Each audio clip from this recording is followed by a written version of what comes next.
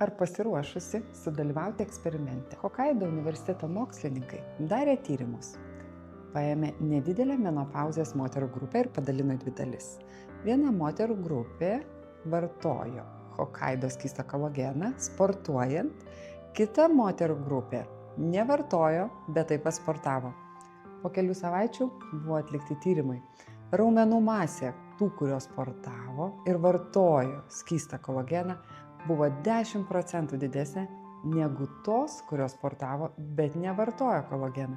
Bet kas dar įdomiausia, moterys menopauzės metu, kurios sportavo ir vartojo kolageną, riebalinis audinys buvo sumažėjęs, lyginant su tom moterim, kurios nevartojo kolageno. Taigi kviečiu pabandyti eksperimentą. Pabandykite sportuojant vartoti kolageną ir padarykite pertrauką sportuojant nevartokite kolageno ir pažiūrėkite, kaip jūsų riebalinis audinys, raumenų masė.